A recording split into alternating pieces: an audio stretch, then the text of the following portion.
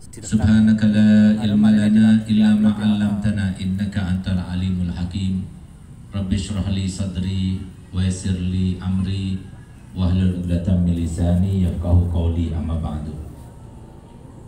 Yang sama-sama kita hormati, kita cintai dan kita taati, serta kita andalkan dengan mencintai mereka untuk mendapatkan syafaat Nabi, para zuriyahnya, para habaib, para anak cucu Nabi kita Muhammad SAW, yang tanpa kita muliakan mereka, mereka sudah dimuliakan oleh Allah. Mereka lah yang disebut oleh Nabi SAW sebagai juru aman di muka bumi ini, sehingga Nabi SAW 1400 tahun yang lalu beliau bersabda, Ahlu baiti amanun di ahli ardi kan nujumi amanun di ahli sama, fa idza dhahaba ahlu baiti jaa ahlal ardi minal ayati ma kanu yu'adun. Yang artinya, keturunanku di muka bumi ini sebagai juru aman, sebagaimana bintang gemintang di atas sana merupakan juru aman bagi penghuni langit. Kalau sudah tidak ada lagi mereka bersama kita, kapan itu akan terjadi? Dalam hadis lain Nabi SAW menjelaskan, dua hal di dunia tidak akan terpisahkan, yaitu zuriyah Nabi dan Al-Quran. Kalau sudah tulisan dalam Al-Quran, kita buka Al-Quran, tidak ada lagi tulisannya. Di masjid-masjid, di rumah kita sudah tidak ada lagi tulisannya. Kita cari satu Habib pun di Gondang Legi ini maupun di tempat yang lainnya, kita tidak akan dapatkan. Kepada mereka lah terjadi tanda-tanda hari kiamat seperti yang dijanjikan oleh Allah Subhanahu wa Ta'ala. Semoga kita termasuk mencintai mereka, sehingga kita termasuk yang berada di dalam ranah hadis Nabi yang berbunyi, awwalu man yashrabu min haudi yaumal qiyamah ahlu baiti, summa man ahabbahu minal arab, summa man ahabbahu minal ajam. Pertama kali akan minum daripada telaga Al-Kautsarnya Nabi kita Muhammad SAW, yang dikatakan oleh Nabi, barang siapa meminumnya maka selama-lamanya tidak akan merasa haus dan pasti akan masuk ke dalam surga. Mereka adalah zuriat Nabi SAW, dan siapa yang mencintai mereka dari kalangan orang Arab, dan kemudian siapa yang mencintai mereka dari kalangan orang ajam. Dan semoga kita termasuk mencintai mereka, sehingga kita berhak mendapatkannya dan berhak mendapatkan kebaikan di dunia sebelum kelak di akhirat, sebagaimana kata Imam Ibn Hajar, bahwasanya yang cinta pada zuriat Nabi, dia dapat 3 hal di dunia. Yang pertama, akan berkah harta bendanya. Yang kedua, akan bahagia hidupnya. Dan yang ketiga, akan meninggal dunia dalam keadaan husnul khatimah.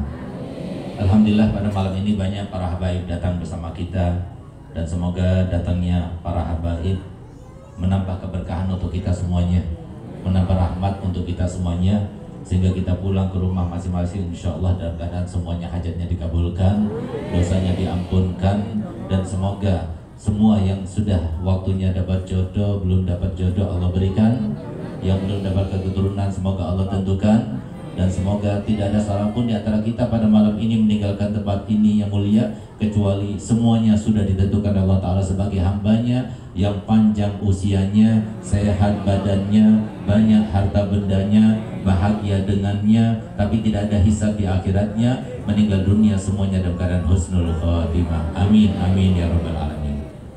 Khususnya yang saya muliakan Habib Qadir, Habib Ahmad, Habib Syekh Segaf, Habib Zain Abidin, Habib Qadir Al-Hindwan, Habib Hasan Al-Hindwan, dan semua para habaib. Mohon maaf saya tidak sebutkan satu persatu, namun tanpa mengurangi rasa hormat kami kepada mereka semuanya. Semoga mereka semuanya panjang umur, sehat walafiat, kabul hajat, ditambah cinta nabinya untuk mereka semuanya insyaallah. Yang sama-sama kita muliakan, kita hormati dan kita cintai para alim ulama. Mereka adalah manusia yang paling disayang dan dicinta oleh Nabi Muhammad, karena mereka lah yang paling berguna dan bermanfaat untuk Nabi Muhammad bagi umat Nabi Muhammad. Mereka lah yang dikatakan oleh Imam Ghazali sasaran seputar Nabi kita Muhammad. Apapun yang kita inginkan dari Nabi kita Muhammad ada di dalam diri ulama. Kita ingin mendapatkan doa Nabi Muhammad, minta doa kepada para ulama. Kita ingin mendapatkan berkah Nabi Muhammad, cari berkah tersebut di dalam diri para ulama. Kalau kita ingin mendapatkan atau menyenangkan Nabi Muhammad SAW, senangkan para ulama. Ingin membantu Nabi Muhammad, bantulah para ulama. Yang demikian itu berdasarkan hadis Nabi yang berbunyi, man faka'annama zarani, wa man safaha aliman faka'annama safahani, wa man jalasa aliman faka'annama jalasani, wa man jalasani fid dunya kuntu lahu jalisan yaumal qiyamah. Ya, artinya barang siapa yang datang berkunjung ke rumah orang alim seperti kita laksanakan pada malam ini, alhamdulillah kita semuanya datang berduyun-duyun dari rumah ingin berkunjung ke rumahnya Kiai Faruq Ubaidillah. Berarti malam ini kita seakan-akan sedang berkunjung ke rumahnya Nabi Muhammad. Barang siapa yang datang bersalaman dengan orang alim seakan-akan dia itu bersalaman denganku, kata Nabi Muhammad. Dan barang siapa yang duduk-duduk bersama orang alim seperti yang kita laksanakan pada malam ini, alhamdulillah banyak para kiai bersama kita. Ada Kiai Hasan Alawi, ada juga Sahibul Ma'had Kiai Faruq Ubaidillah, itu pula Ibu Nyai Wiam, dan kita doakan semoga keduanya dipanjangkan umurnya, sehat badannya, pondoknya menjadi kebanggaannya nabinya, dan yang belajar di pondok ini insyaallah minal ulamil amilin wa duatil mukhlisin wa minal aghniya'na fil ismin wa la isaba fi yaumiddin mimman yaftahir bihim an-nabi sallallahu alaihi wasallam wa yaftahir bin nabi sallallahu alaihi wasallam wa yuhibbuhum an-nabi sallallahu alaihi wasallam wa yuhibbuna nabi sallallahu alaihi wasallam wa mimman yantafi wa yanfa'ul ummah fi hadzal bilad wa fi ghairiha ya Allah min budal muslimin insyaallah. Amin amin ya rabbal alamin. Serta semua para kiai, semua para asatidzah, semua para tokoh yang mohon maaf saya tidak sebutkan satu persatu namun tanpa mengurangi rasa hormat kami. Insyaallah mereka sudah mulia dan dimuliakan oleh Allah Subhanahu wa taala walaupun tidak saya menyebutnya. Saudara-saudara kami, kaum muslimin, kaum muslimat rahimakumullah, para santri dan santriwati dari Pondok Jauharatul Zaki yang sedang berbahagia dan yang paling banyak membawa berkah dan mendapatkan berkah insyaallah pada malam ini. Alhamdulillah, sesungguhnya kami dari mulai kemarin jalan dari semenjak habis pengajian Al-Busyra di alun-alun Bangil, terus kita jalan ke Besuki, dari Besuki langsung ke Jember sampai ke rumah jam 2 malam. Paginya berangkat lagi ke Bangkalan, pulang sebentar ke rumah, sekarang berangkat lagi di sini, besok ke Bawean, 2 hari di Bawean, hari Jumatnya kita berangkat ke Kalimantan sampai mendekati Reuni. Semoga kedatangan kami ke tempat ini menjadi sebab kami dapat ridhonya Allah, cinta kasihnya Nabi Muhammad SAW, dan semoga kita semuanya mendapatkan barokah daripada dakwahnya Nabi SAW, sehingga kita semuanya merupakan sebuah kesatuan yang berbeda fungsinya. Antum doakan saya, berarti antum juga ikut berjuang. Begitu pula siapapun yang mempunyai modal Allah berikan semuanya, maka ayo gunakan modalnya supaya kita masuk dalam kesatuan, sehingga semuanya ketika meninggal dunia nanti disambut oleh Nabi Muhammad.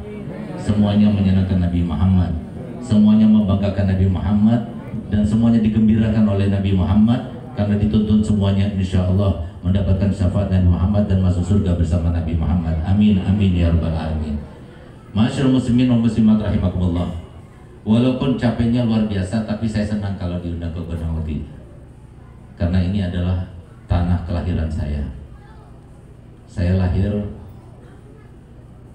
49 tahun yang lalu di sini.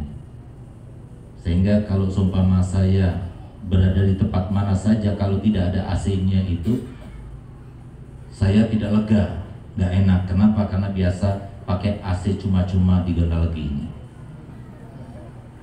Gondalegi adalah tempat tumpah darah saya, sehingga Gondalegi itu ada di dalam hati saya. Walaupun sesibuk-sibuk apapun, seperti Bunyai Wiam yang mengundang saya setahun yang lalu sudah, tapi ternyata tidak terdata dan tidak terdaftar di dalam jadwal saya, mohon maaf. Tapi akhirnya saya bilang saya tidak ada waktu lagi kecuali malam ini, itu pun saya langsung dari Madura. Ya nggak apa-apa Beb, ya sudah saya berangkat. Kenapa? Karena takut kualat Gondalegi, tempat kelahiran saya. Jadi semoga Gondalegi ini menjadi sesuatu yang menjadi sebab sumbernya rahmat dan barokah insya Allah. Dan kita semuanya mencari keberkahan daripada Gondalegi yang banyak para ulama, banyak para kiai, dan juga banyak para habaib yang ada di sini. Itu nggak mudah. Di antara kecamatan-kecamatan yang ada di Malang Raya ini belum tentu ada yang seperti Gondalegi ini. Alhamdulillah banyak kemuliaan yang kita dapatkan, dan semoga di sekitar ini insya Allah kemuliaan yang sudah Allah turunkan kepada mereka, para kiai, sesepuh, dan yang sudah meninggal, para habaib juga, semoga terus berkesinambungan untuk kita semuanya dan anak cucu kita sampai hari kiamat nanti insya Allah. Amin amin ya rabbal alamin. Masyaallah muslimin wal muslimat rahimakumullah. Yang paling penting itu di dalam kita itu menghadiri maulid Nabi kita Muhammad SAW adalah bagaimana caranya supaya di dalam hati ini tumbuh cinta kepada Nabi kita Muhammad. Itu PR kita. Bukan hanya kita sebagai orang tua terhadap anak-anaknya, bukan hanya kita sebagai seorang suami terhadap istrinya, bukan hanya kita sebagai saudara kepada saudara-saudaranya atau kita kepada tetangga dan sebagainya, tapi kita mempunyai kewajiban khususnya bagi kita sendiri. Ini PR. Setiap orang yang dilahirkan dalam keadaan sebagai seorang muslim, maka dia mempunyai tuntutan daripada Allah, kewajiban daripada Allah untuk mencintai Nabi Muhammad. Dan batas keimanannya serta kadar keimanannya dengan kadar cintanya kepada Nabi Muhammad. Sehingga PR ini terus harus kita laksanakan. Bagaimana caranya? Harus kita laksanakan. Kita tumbuhkan, kita bina, kemudian kita ikuti, kita cermati, terus kita kembangkan sampai kemudian ketika kita meninggal nanti, puncak cinta kita kepada Nabi kita Muhammad adalah pada saat itu. Sebagaimana kita berharap puncak keimanan kita adalah pada saat kita meninggalkan dunia ini. Sehingga PR ini terus akan berlaku pada kita. Tambah cepat kita laksanakan, tambah cepat kita bahagia hidupnya. Sebelum di akhirat kita sudah bahagia di dunia. Tambah lambat kita laksanakan, tambah lambat kita mendapatkan kebahagiaan. Tambah jauh kita terapkan dan praktekkan dalam kehidupan dunia ini, maka tambah jauh kita daripada semua harapan kita, daripada kebahagiaan, keamanan, kesejahteraan dan sebagainya. Sehingga apa yang terjadi pada kita sekarang ini, kenapa banyak orang tua yang mengadukan anak-anaknya, banyak para suami yang mengadukan istrinya, begitu pula sebaliknya, banyak saudara yang mengadukan saudaranya, banyak yang sambatan tetangga dengan tetangganya, banyak di antara kita yang selalu berbicarakan yang lainnya, tidak puas dengan yang lainnya. Kenapa? Karena PR ini belum dilaksanakan. Karena mohon maaf, banyak di antara kita yang salah kaprah, salah persepsi. Yang namanya dakwah itu kan sebuah seni. Seni merayu bagaimana caranya supaya kita itu masuk ke dalam jajaran mereka-mereka yang berada di bawah ranah hidayah, riayah, inayah Allah Subhanahu wa taala. Karena yang bisa memberikan hidayah hanya Allah. Saya masih teringat bagaimana saya punya abah mengajari saya, dan ini penting bagi para dai-dai, para ustadz-ustadz. Sebelum saya berdakwah begini, ketika membaca muqaddimah, maka hendaknya kalau kita ingin dakwah kita diterima, maka terapkan 3 hal sebelumnya. Yang pertama, kita lihat semuanya dari ujung sampai ke ujung sana, satu persatu. Untuk apa? Untuk kita pastikan bahwasanya kita pandang semuanya satu persatu itu lebih baik dari saya. Jangan pernah kita merasa lebih baik pada satu orang lain, siapapun dia. Karena baik itulah pesan saya punya abah ketika saya berumur 7 tahun sampai 11 tahun, selalu itu diingat-ingatkan terus. Dan supaya kita mudah untuk mencapai ini, termasuk PR kita, supaya kita masuk dan tumbuh di dalam hati kita cinta kepada Nabi Muhammad. Jangan pernah merasa lebih baik pada siapapun juga. Supaya kita itu mudah, kata saya punya abah, saya mau bertanya kepadamu Segar dengan 2 pertanyaan. Jawab. Nanti kalau kamu bisa menjawabnya, kamu cermati, kamu resapi, dan kamu berusaha untuk menjawabnya benar-benar, maka kamu akan sampai kepada tujuan kamu untuk tidak merasa lebih baik dari satu orang pun di dunia ini. Sebagaimana saya punya abah bertanya pada saat itu, saya akan bertanya pada antum semuanya. Semoga dapat keberkahan dan kita mudah untuk merasakannya. Siap menjawab? Yang jawab saya doakan semoga tambah umurnya 10 tahun dari yang ditentukan. Semoga tambah uangnya 20 miliar dari yang ditentukan. Yang nggak jawab saya nggak tanggung, bisa jadi besok mati. Siap jawab? Siap? Siap. Saya mau bertanya. Saya punya apa bertanya pada saya. Sekarang saya mau bertanya pada antum. Kamu berani bersumpah? bahwasanya ada satu saja kebaikan yang pernah kamu lakukan dulu, sekarang ini pasti Allah terima. Ada yang berani sumpah di antara kita? Ayo jawab, ada yang berani sumpah? Tidak ada. Gak ada yang berani. Lalu pertanyaan kedua, ada yang berani bersumpah di antara kalian semuanya bahwasanya ada satu saja dosa yang pernah kita lakukan dulu, sekarang ini pasti Allah sudah ampunkan dosanya? Berani bersumpah? Berani bersumpah? 20 miliar 10 tahun. Berani bersumpah? Nggak ada yang berani. Kenapa? Karena kita nggak tahu. Lalu terus atas dasar apa kita itu merasa lebih baik dari satu orang pun? Jangan pernah merasa lebih baik dari satu orang pun. Walaupun dia itu minum-minum, walaupun dia itu penzina, walaupun dia bertato-tato, walaupun dia itu rambutnya gondrong, walaupun nggak ada yang tahu. Allah yang Maha tahu. Kita semuanya itu berusaha. Kita semuanya itu berjuang. Selagi kita masih hidup, kita tidak aman daripada bisikan dan juga penjerumusan iblis serta kroni-kroninya. Siapa yang bisa memastikan di antara kita meninggal dalam keadaan husnul khotimah? Siapa? Nggak ada yang bisa. Semuanya berusaha untuk menjaga, semuanya berusaha untuk membina. Nggak habaib, nggak kiai, nggak siapapun juga, kecuali semuanya berada di dalam tangan Allah. Sehingga pantas kalau mereka para ulama selalu membaca di akhir sholatnya, ya mughalibal qulub tsabbit qulubana ala dinik. Kenapa selalu berdoa seperti itu? Karena kita nggak ada yang tahu. Nabi Muhammad yang telah menyampaikan, fa innal umura kullaha bi khawatimiha. Urusan orang lain itu tidak ditentukan di awalnya, tidak ditentukan di tengahnya, tidak ditentukan kecuali nanti di akhirnya. Bagaimana kita meninggal? Nah itulah kita. Sekarang belum tentu.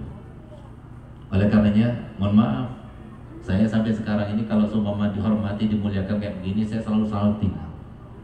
Kenapa? Karena merasa tidak layak untuk mendapatkan kehormatan itu. Sehingga kadang-kadang sedih. Dan demi Allah, saya katakan juga sama Bu Nyai Wiam, saya paling gak suka diundang. Saya paling gak suka tamu datang ke rumah saya ngundang. Jadi kalau bisa jangan ngundang saya. Kenapa? Karena berdakwah itu sesuatu yang makom fitnah. Ini makom fitnah. Kenapa? Nabi SAW bersabda, saya tialan nasi zamanun kasirun hutaba'uhu golilun fuqaha'u. Nanti bakal datang suatu zaman banyak ahli pidatonya tapi sedikit ahli fikihnya. Bisa jadi saya termasuk sebagai pembicara-pembicara yang bersumber daripada dajjal dan juga setan-setan. Bisa jadi saya termasuk seperti itu. Repot, mau jadi dai itu repot. Berat. Kenapa? Beratnya itu karena ketika antum selamat pada saya, apalagi sampai cium tangan saya, disangkanya saya orang baik, padahal belum tentu saya orang baik. Nah, itu yang pertama. Yang kedua, lihat lagi dari ujung sampai ke ujung. Untuk apa? Untuk dia kita berkata begini, ya Allah, semoga dengan apa yang saya lakukan ini menjadi sebab dosa saya yang banyak diampunkan, hajat saya dikabulkan, derajat saya ditinggikan, Nabi Muhammad mencintai saya. Berdoa. Kemudian yang ketiga, lihat lagi dari ujung sampai ujung. Untuk apa? Untuk memohon kepada Allah untuk saya dan juga semua saudara saya ini semuanya supaya beriringan dengan hidayah dari Allah. Karena satu-satunya yang bisa memberikan hidayah hanya Allah. Walaupun hebatnya bagaimanapun yang berpidato, mau Habib siapapun yang datang, bahkan Nabi kita Muhammad SAW dalam Al-Quran sudah diabadikan, innaka la tahdi man ahbabta walakinna Allah yahdi man yasha. Engkau wahai Muhammad tidak bisa memberikan petunjuk. Yang bisa memberikan petunjuk hanya Allah. Hidayah hanya Allah. Ketika kita memberikan nasihat pada anak kita, kepada istri kita, minta pada Allah, mohon pada Allah. Jangan cuma ngomong. Kenapa? Belum tentu. Tapi kalau semua ada yang dapat hidayah di sini bertepatan dengan apa yang saya sampaikan, alhamdulillah kita termasuk yang dapat pahala yang banyak. Dan semoga itu terjadi sehingga Pak Sayyidul Baik dapat pahala banyak. Kenapa? Kalau kata Nabi SAW, la an yahdiyallahu bika rajulan wahidan khairun laka min humrin na'am. Kalau seumpama engkau memberikan sebab orang lain dapat hidayah walaupun hanya satu nasihat saja, itu lebih baik daripada bersedekah dengan sebaik-baik kendaraan. Pada zamannya Nabi itu sebaik-baik kendaraan adalah unta merah. Sekarang sebaik-baik kendaraan itu banyak. Ada yang saya baca kemarin itu sedan kecil, sedan, cuma diisi 2 orang saja, tapi harganya 40 miliar. Berarti apa? Kalau seumpama saya diterima, saya bulbait, saya pulang langsung seakan-akan sodako 40 miliar. Nggak rugi, goreng-goreng nggak rugi, bikin berkat nggak rugi, kan apa dapat 40 miliar insya Allah. Semoga itu menjadi sebab kita tambah dekat pada Allah dan Nabi Muhammad SAW. Nah, oleh karena itu para hadirin hadirat yang dimuliakan Allah Ta'ala, PR nggak mudah, hidup di dunia ini susah, apalagi jauh daripada ajaran Nabi kita Muhammad, lebih susah lagi. Sebenarnya yang kita perlukan sekarang ini sebagai keluarga, masyarakat, penduduk desa maupun bangsa negara Indonesia ini, yang paling dibutuhkan itu bukan uang, bukan BLT, bukan presiden yang baru yang akan memimpin kita dan sebagainya, tidak. Tapi yang kita perlukan itu adalah semua ajaran Nabi kita Muhammad SAW. Sebagaimana saya katakan, PR ini kapan kita cepat-cepat menuntaskan, selesai sudah PR-nya, maka cepat kita itu merasakan kebahagiaan. Kapan kita itu menunda-nundanya, kapan kita lama bahkan tidak mengenal, bahkan tidak mengerjakan PR tersebut, maka tambah lama kita akan susah. Sehingga pertanyaannya sekarang, antum mau cepat bahagia atau tetap seperti sekarang ini? Mau cepat bahagia? Kalau mau cepat bahagia, cepat-cepat cari kiai-kiai, cari pondok-pondok, cari madrasah-madrasah diniyah, cari majelis-majelis taklim, masukkan anak kita ke sana supaya apa? Supaya cepat bahagia. Karena mohon maaf, bahagia itu banyak yang salah kaprah. Disangkanya bahagia itu adalah uang yang banyak, itu bahagia. Rumahnya megah, bahagia. Mobilnya mewah, berarti bahagia. Hartanya melimpah, berarti bahagia. Tidak. Bahagia itu tidak terkait dengan finansial. Berapa banyak orang-orang kaya itu, bahkan rumahnya megah, bahkan tempat tidurnya itu ratusan juta harganya, tapi dia tidur saja itu harus minum obat tidur dulu baru dia tidur. Berapa banyak di antara mereka yang punya uang miliaran rupiah, bahkan yang punya Dufan itu, dan juga tempat-tempat real estate yang ada di setiap kota-kota yang besar, Ciputra dan sebagainya, itu yang punya itu makan apa saja lidahnya terasa sama. Mau makan pedas nggak pedas, mau makan asin nggak asin, mau makan manis nggak manis, hambar rasanya. Karena apa? Ada saraf yang rusak yang Allah berikan timpakan kepadanya. Nikmat tidak? Uangnya banyak, triliunan uangnya, nikmat? Nggak nikmat. Kalau kita mau hidupnya bahagia, seperti yang disampaikan Allah Ta'ala dan disampaikan Nabi Muhammad SAW dalam hadisnya, maka tidak ada cara lain. PR ini harus cepat kita tuntaskan. Tambah lama, maka tambah lama pula kita itu akan merengkuh kebahagiaan. Bahagia bukan pada diri suami, bahagia bukan pada diri istri, bahagia bukan pada anak-anak kita, bahagia bukan pada orang lain. Bahagia menentukan siapa? Kita sendiri. Sebagaimana yang menentukan kita mati, yang merasakan kita mati, yang nanti akan ditanya oleh Allah dari mulai mungkar nakir, menanyakan kita nanti di kubur, begitu pula nanti di padang mahsyar, semuanya kita sendiri yang menentukan bahagia atau tidak kita sendiri. Kadang-kadang saudara itu berlima, berenam, bertujuh, satu dan yang lainnya beda-beda bahagianya. Karena apa? Tergantung bagaimana dia menuntaskan PR-nya itu. Oleh karena itu para hadirin mulia Allah Ta'ala, apa PR yang harus kita terapkan? PR yang harus kita terapkan itu adalah termuat dalam ayat yang berbunyi, laqad kana lakum fi rasulillahi uswatun hasanah. Itu PR yang harus kita terapkan. Sungguh dalam diri Nabi kita Muhammad SAW adalah keteladanan yang paling sempurna, keteladanan yang paling baik. Siapapun di antara kita yang paling mirip dengan Nabi Muhammad, walaupun 10%-nya, apalagi lebih daripada itu, maka kita akan mendapatkan seperti yang didapatkan oleh Nabi Muhammad atau bagian daripada apa yang didapatkan Nabi Muhammad. Semua di dunia ini Pak, Bu, yang menentukan adalah Allah. Kita lihat bagaimana saudara kita kemarin, kita melihat di sosmed, di internet, di media-media, bagaimana yang namanya angin membombardir, yang namanya bangunan-bangunan yang kokoh, yang kuat jadi roboh, menimbulkan banjir bah yang menewaskan ribuan orang, kemudian gempa dan sebagainya, itu adalah milik Allah. Itu senjatanya Allah, itu tentaranya Allah. Kalau Allah sudah berkehendak, nggak ada yang bisa. Sebagaimana kalau Allah berkehendak orang bahagia, nggak bakal bisa diusik kebahagiaannya, nggak bakal bisa. Karena bahagia itu rasa di sini. Ada istri yang bahagia tapi suaminya nggak bahagia. Ada suami yang bahagia tapi istrinya nggak merasa bahagia. Ada orang tua yang bahagia tapi anak-anaknya nggak bahagia. Kenapa? Karena PR-nya nggak dituntaskan. Oleh karena PR-nya itu adalah bagaimana kita setiap waktu, setiap aktivitas, apapun yang kita lakukan harus mirip dengan Nabi Muhammad. Bagaimana kita bercengkrama dengan orang lebih tua? Bagaimana kita berperilaku dengan orang lebih tua? Bagaimana kita berperilaku kepada keluarga kita? Bagaimana kita kepada anak-anak kita? Bagaimana kita kepada Allah? Itu semuanya itu harus kita terapkan. Dan bagaimana caranya, tidak mungkin kita bisa mengetahui itu semuanya kecuali dengan belajar ilmunya Nabi kita Muhammad SAW. Cari tahu. Fala yuladul mar'u aliman. Gak ada orang itu dilahirkan dalam keadaan alim. Semuanya dalam keadaan bodoh. Belajar dulu kemudian dia bisa ini, bisa itu karena belajar.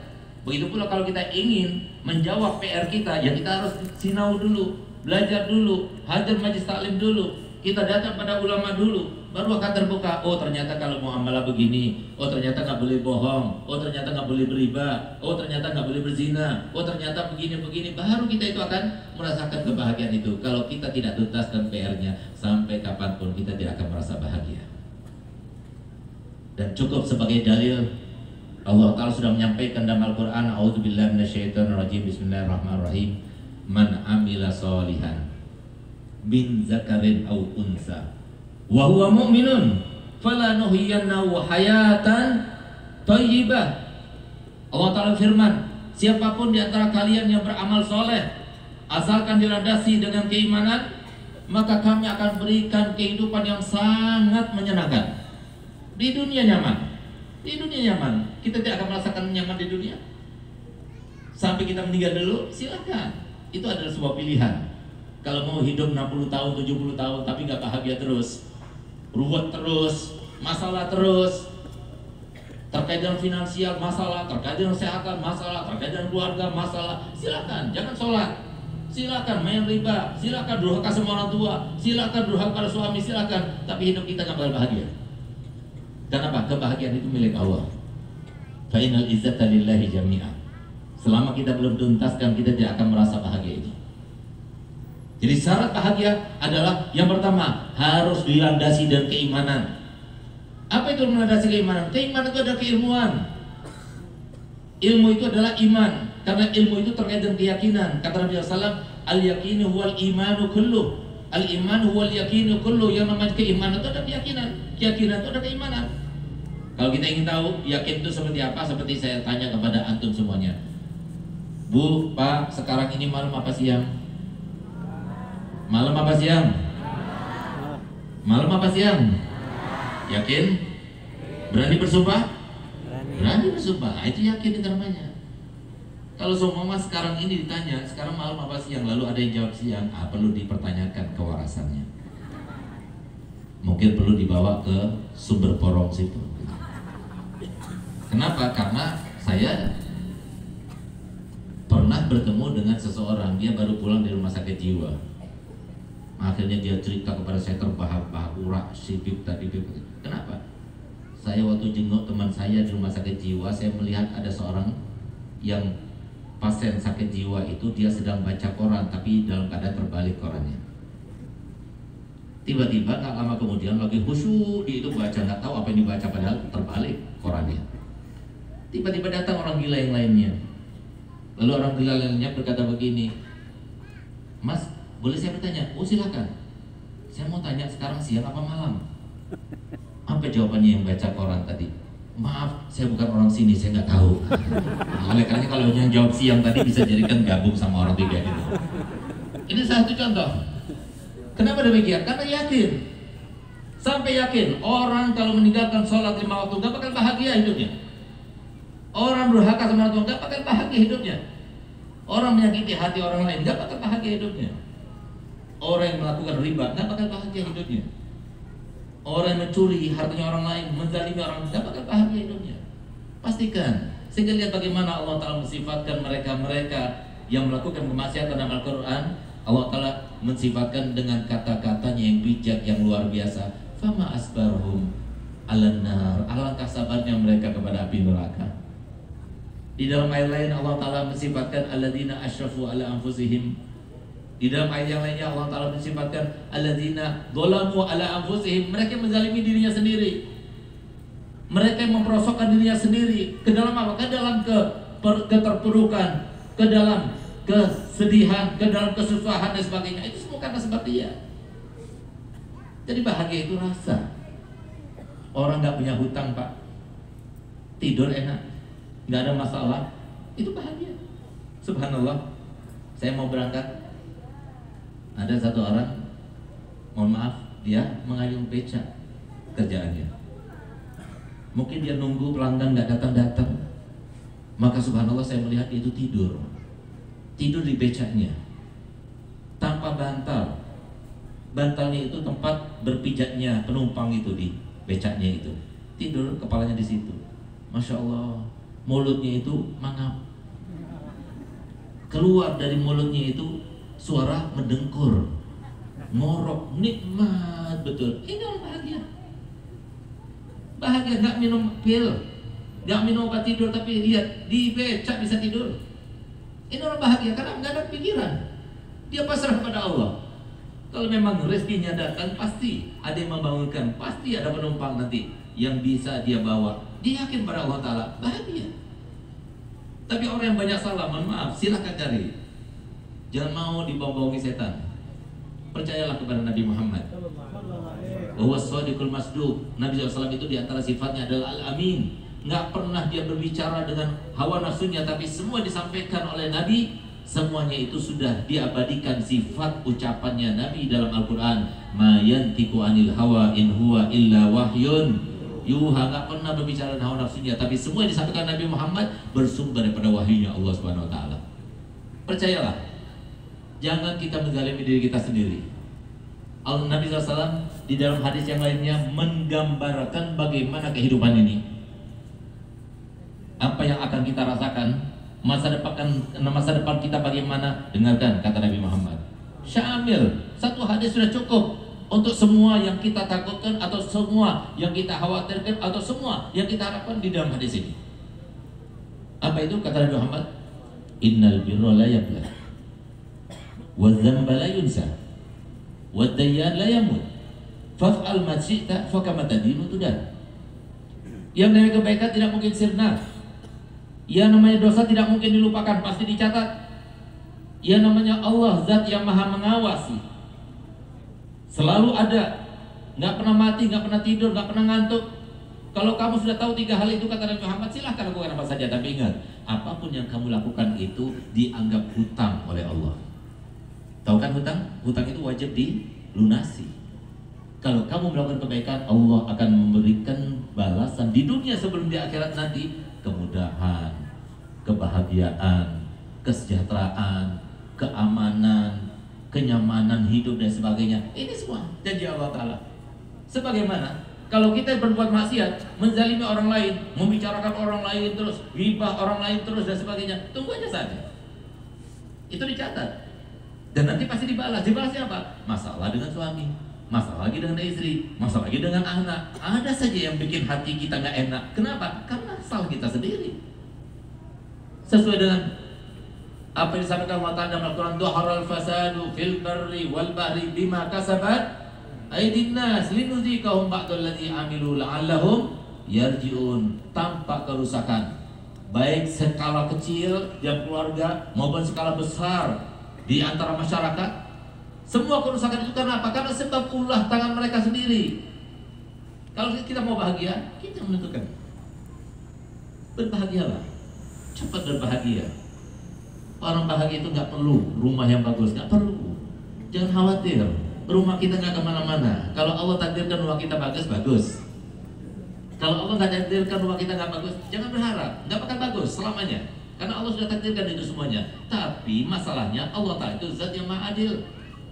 Allah tidak meletakkan kebahagiaan itu di dalam rumah yang bagus, tidak. Tapi Allah meletakkan kebahagiaan itu dalam hati, dalam rasa. Walaupun dia nggak punya, tapi dia merasa bahagia. Ambil satu contoh. Di Kediri ada seorang Habib, namanya Habib Muhammad bin Thohir. Habib Muhammad bin Thohir ini yang selalu dihauli ketika di Ahad pertama bulan Rajab, rahimallahu rahmatal abrar. Itu beliau itu datang langsung dari Hadramut, berpindah-pindah dari kota ke kota di Jawa Timur ini sampai akhirnya berlabuh di Kediri. Rumahnya itu terbuat dari gedek.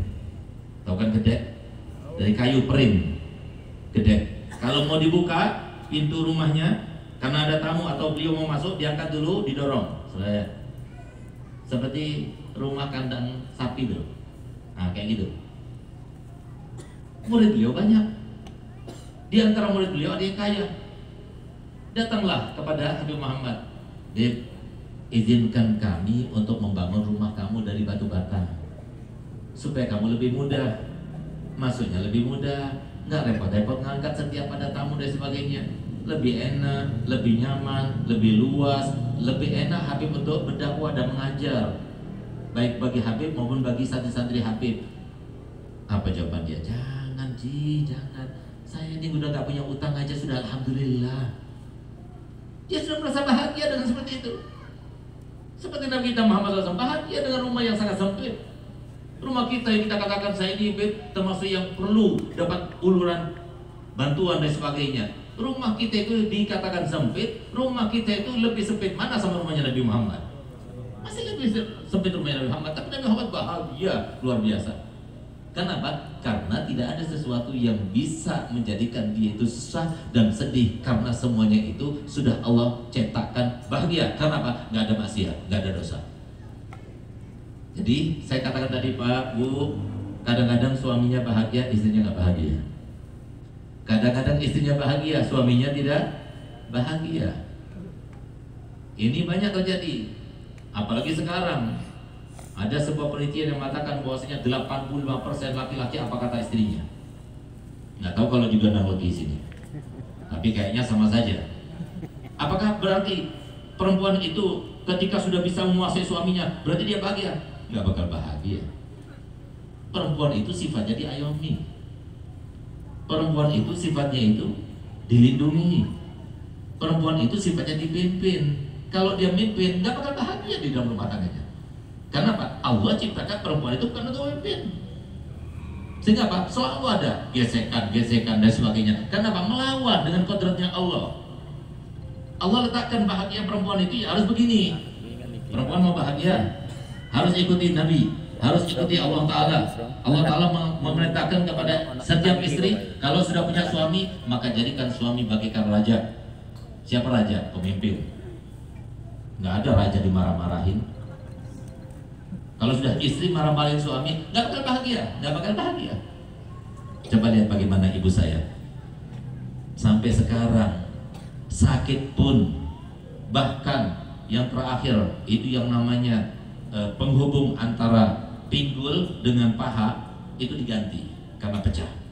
Jatuh beliau, kemudian diganti dengan benda yang lain supaya bisa lagi digunakan. Subhanallah, dari mulai jatuh sampai dioperasi, sampai setelah operasi kemudian dia latihan dan sebagainya, terapi dan sebagainya, nggak pernah dia mengeluh. Dia mengatakan aduh sakit, nggak pernah. Saya nggak pernah mendengar ibu saya itu mengatakan aduh sakit, nggak pernah. Sampai kita bingung kalau sakit itu yang mana sakitnya. Kenapa? Bahagia.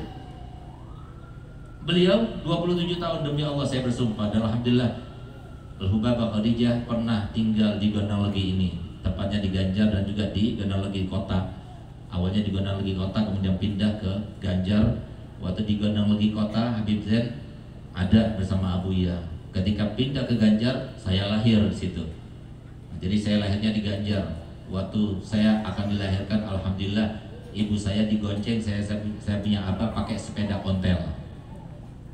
Alhamdulillah sekarang saya datang pakai mobil Lexus. Bahagia dari Allah Ta'ala, bahagia. Kenapa? Berkatnya Gondang-Legi. Jadi kebahagiaan itu sangat sederhana. Coba lihat bagaimana saya punya ibu ini. Demi Allah saya bersumpah 27 tahun ibu saya menemani ayah saya. Demi Allah saya bersumpah dari sejak kecil sampai ayah saya meninggal tahun 99, nggak pernah sekalipun anak-anaknya mendengar ibu saya dan suaminya, ayah saya Habib Hasan Harun sampai berantem, nggak pernah. Wallahiladzim. Demi Allah saya bersumpah ibu saya nggak pernah marah sekalipun pada suaminya. Demi Allah saya bersumpah ibu saya nggak pernah minta kepada suaminya. Demi Allah saya bersumpah ibu saya nggak pernah membantah pada suaminya. Bahagia. Alhamdulillah bahagia. Subhanallah, waktu kami datang ke kota Aden pertama kali, nggak ada yang kenal kita. Begitu kami datang ke kota Aden, di situ ada Habib Bakar Adeni 600 tahun yang lalu beliau meninggal dunia. Begitu kita datang ke sana sudah disiapkan hotelnya, siapkan makannya, 3 hari 3 malam kita makan apa semuanya dijamu. Setelah kita mau pulang, kita mau bayar, ternyata sudah dibayar. Sehingga kami merasa penasaran siapa membayarnya. Ternyata ada satu orang yang kaya raya di situ, dia bermimpi Habib Bakar Adeni dan dia berkata besok akan datang tamuku dari Indonesia namanya Syarifah Khadijah binti Habib Muhammad Ridwan. Kalau dia datang semuanya dalam jamuanku. Bagaimana orang sudah meninggal, tapi Muhammad orang masih hidup?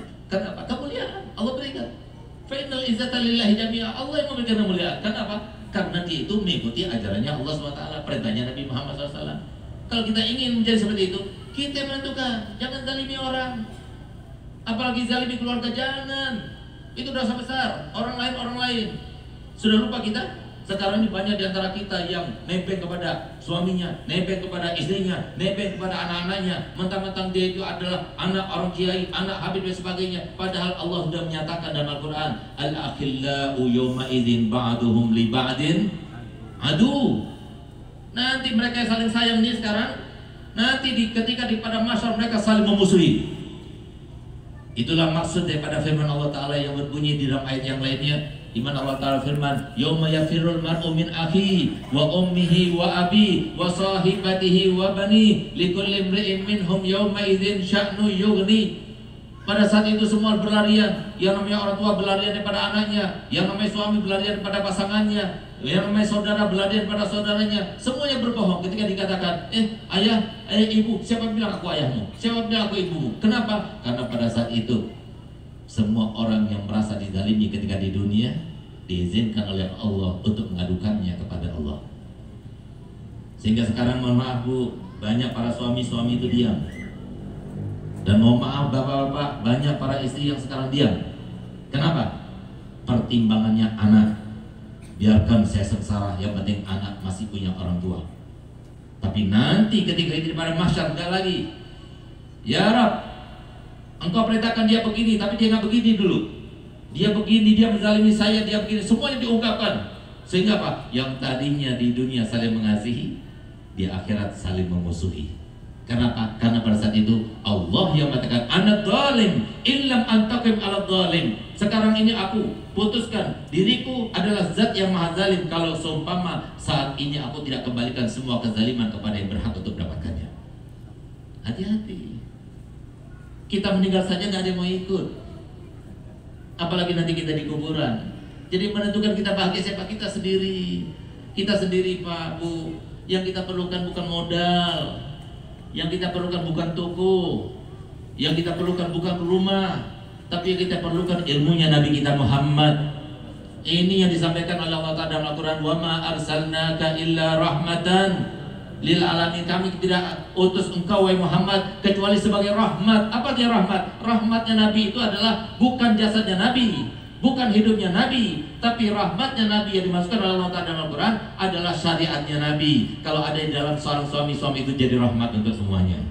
Kalau ada pada istri itu rahmat bagi semuanya. Kalau ada pada anak, rahmat kepada orang tuanya dan kepada sekitarnya. Semuanya rahmat kalau sudah ada ajaran Nabi kita Muhammad SAW. Oleh karenanya Bu, jangan berharap sekarang ini kita punya istri, punya suami menjadi orang baik kalau mereka itu tidak tersentuh dengan ilmunya Nabi Muhammad. Yang bisa kita lakukan seperti yang saya lakukan sekarang ini, bagaimana caranya supaya mereka berada di dalam sebab-sebab turunnya hidayah. Kalau menasihati ngasih hidayah kita nggak bisa, hanya Allah yang bisa berikan hidayah. Bahwa temukan dengan para ulama, mungkin dengan memandang wajahnya, dia itu pernah memandang wajah Nabi Muhammad.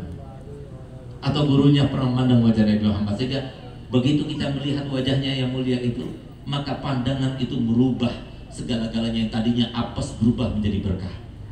Itu yang bisa kita lakukan, bahwa temukan pada habaib, para ulama, para solihin, mereka-mereka orang dekat pada Allah Ta'ala, datangi mereka majelis-majelisnya. Ini yang lebih kita perlukan daripada modal-modal yang banyak, lebih daripada itu semuanya. Karena apa? Uang tidak menjamin kita bahagia, rumah tidak menjamin kita bahagia, tapi kalau ilmunya Nabi Muhammad pasti membahagiakan, karena Nabi Muhammad sudah menyampaikan, man yuridillah bihi khairan yufaqihu fiddin. Siapapun yang dikehendaki Allah Ta'ala dan kebahagiaan, kebaikan, kemudahan, kesejahteraan, apapun yang diinginkannya akan terrealisasikan, Allah akan takdirkan dia itu belajar ilmu agama, baru dia akan bahagia. Yang bisa menjamin adalah ilmunya Nabi Muhammad. Tapi kalau suami yang ganteng, istri yang cantik, rumah yang megah, mobil yang mewah, itu semuanya tidak menjamin untuk bahagiakan. Oleh karena itu para hadirin mulia Allah Ta'ala, kalau kita ingin kita bahagia, ayo, masih ada waktu. Banyak hal yang belum kita tahu, banyak hal yang masih menjadi PR. Banyak di antara kita yang suka bergibah, ngomongin orang terus, sudah banyak dosa, masih ngomongin orang juga. Sudah nggak tahajud, pahala tahajud yang cuma berkali-kali itu kemudian kita akan berikan kepada yang kita omongin. Ngapain? Kita perlu banyak kebaikan. Tambah banyak kebaikan, tambah banyak kebahagiaan yang kita dapatkan. Tambah sedikit kebaikan, tambah banyak keburukan, tambah banyak dosa, tambah banyak kepenatan, kesusahan, kesedihan, cobaan dan sebagainya kepada kita. Itu pasti. Oleh karena itu para hadirin Allah Ta'ala, kalau kita ingin bahagia anak-anak kita, nggak ada jalan lain, harus mereka tersentuh dengan 4M. Yang pertama, mondok. Itu M yang pertama, itu paling afdolnya. Dan bahkan beruntung yang punya anak mondok di pesantren. Kenapa? Karena begitu dia itu memasukkan anaknya dalam pesantren, berarti dia selangkah berada di dalam hati Nabi kita Muhammad. Nggak mudah, menjadi ustadz itu nggak mudah.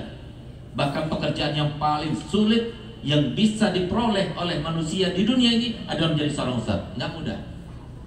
Sekarang mungkin kita merendahkan, menyepelekan yang namanya Kiai Faruq Ubaidillah, begitu pula para kiai-kiai semua yang ada di sekitarnya. Tapi nanti di akhirat Pak, Bu, kita akan cari-cari ngemis-ngemis mereka semuanya. Kenapa? Mereka yang punya syafaat, mereka yang bisa memberi pertolongan. Mereka yang walaupun suami kita tidak peduli kepada kita, orang tua kita tidak peduli kepada kita, selama kita kenal dengan para kiai-kiai ini, insya Allah kita akan dapat pertolongan.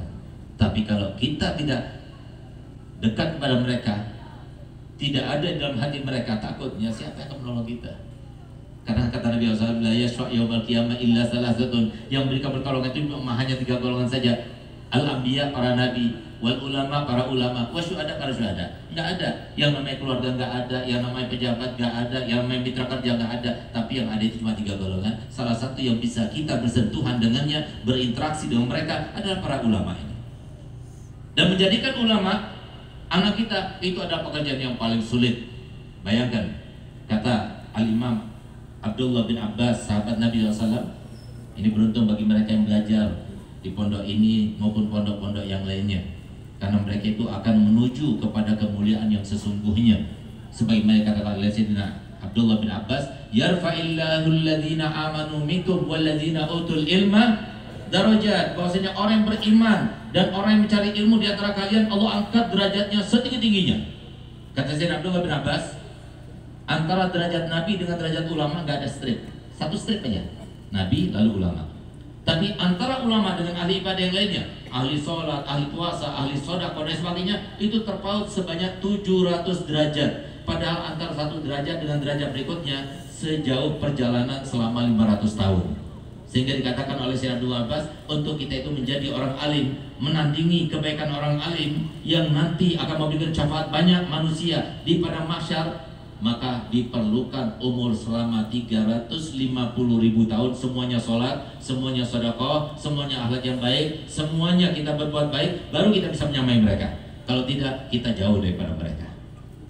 Oleh karena itu beruntung kalau semua anaknya berada di pesantren. Terus pertahankan, memohon kepada Allah Ta'ala supaya mereka itu benar-benar dijadikan Allah Ta'ala dan dipilih supaya menjadi penyambung lidah Nabi kita Muhammad, sehingga jangankan dia itu akan memberikan syafaat pada yang lainnya, pastinya keluarganya pasti akan mendapatkan syafaat daripada anaknya yang orang alim alim itu, dan insya Allah akan diangkat setinggi-tingginya derajatnya sampai sejajar bersama, bertetangga bersama Nabi Muhammad SAW. Kita mohon pada Allah Ta'ala semoga beliau Kiai Faruq bin Ubaidillah, begitu pula semua para kiai yang ada di Malang ini, dan semua para kiai dipanjangkan umurnya, disehatkan badannya, dimudahkan segala urusannya, diberikan harta benda yang banyak melimpah untuk berjuang dan dakwahnya Nabi kita Muhammad SAW. Dan semoga mereka, para anak-anak kita, santriwati kita, mereka diberikan keimanan, ketakwaan yang sangat kokoh dan teguh, sehingga mereka benar-benar bisa menerapkan apa yang disampaikan oleh Nabi kita Muhammad dalam kehidupan ini, sehingga mereka itu bisa hidup di sisa umurnya dalam keadaan bahagia, bahagia di dunia,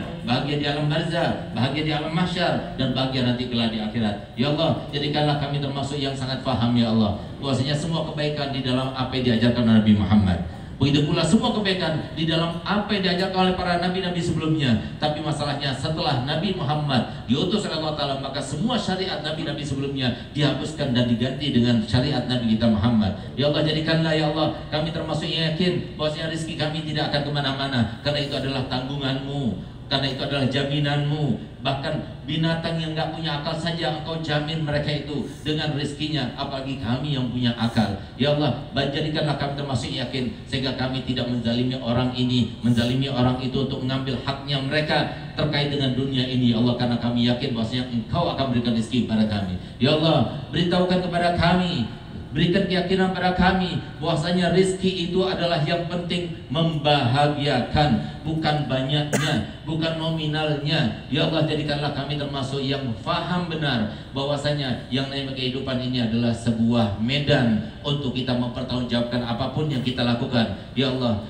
kalau bukan engkau yang merahmati kami, kalau bukan karena engkau yang memberikan hidayah kepada kami, kalau bukan karena engkau yang mengijabah doa kami, maka tidak mungkin kami akan merealisasikan apa yang kami harapkan ataupun apa yang diharapkan oleh Nabi Muhammad SAW. Ya Allah, jadikanlah semua yang ada di tempat ini dan semua anak keturunan kami dan semua yang terkait dengan kami ya Allah, di Indonesia ini maupun di dunia ini, semua kaum muslimin ya Allah, dalam keadaan berada di dalam ranah hidayah, di dalam ranah riayah, di dalam ranah inayah, di dalam ranah siayah ya Allah darimu ya Allah. Ya Allah, jadikanlah kami termasuk yang betul-betul yakin bahwasanya yang namanya kematian pasti datang, entah kapan datangnya, tapi yang pasti kami akan meninggal sendirian, ditanya sendirian, dibangkitkan juga sendirian, ditanya dan dihisab sendirian, melewati sirat juga yang menentukan sendirian. Jadikanlah kami termasuk yang selamat pada saat-saat itu ya Allah. Saat-saat keluarga kami sudah tidak menghiraukan kami, maka saat itulah kami merasa bahagia karena kami punya amal yang cukup untuk membahagiakan kami dengan rahmat-Mu ya Allah. Ya Allah, di sisa umur kami ini cepatkanlah PR kami ini engkau tuntaskan ya Allah. Dengan hidayah-Mu kami bisa menuntaskannya ya Allah, sehingga kami di dunia sudah merasa bahagia sebelum kelak di akhirat. Sehingga sebagaimana disampaikan Nabi Muhammad kepada istri tercintanya Sayyidatina Aisyah radhiyallahu anha, man ahabba liqa Allah ahabballahu liqa'ah. Siapa yang senang berjumpa dengan Allah, maka nanti Allah juga senang ingin berjumpa dengannya. Ya Allah, jadikanlah kami termasuk yang merasakan nanti ketika kami akan meninggal dunia, kami ingin cepat-cepat meninggalkan dunia karena kami ingin berjumpa dengan yang dicinta, yaitu Engkau ya Allah. Ya Allah, jadikanlah kami termasuk semacam itu ya Allah. Di dunia secepatnya Engkau berikan kepada kami ya Allah, sehingga kami lebih iman, lebih teguh ketakwaan kami ya Allah, lebih takut untuk kami melakukan sesuatu yang Kau larang ya Allah, lebih getol untuk melaksanakan semua yang Kau perintahkan kepada kami ya Allah. Rabbana atina fid dunya hasanah wa fil akhirati hasanah wa qina adzabannar. Wa sallallahu ala sayyidina Muhammadin wa ala alihi wasallam. Walhamdulillahil alamin. Kurang saya mohon maaf. Wabillahi taufiq hidayah. Wassalamualaikum warahmatullahi wabarakatuh.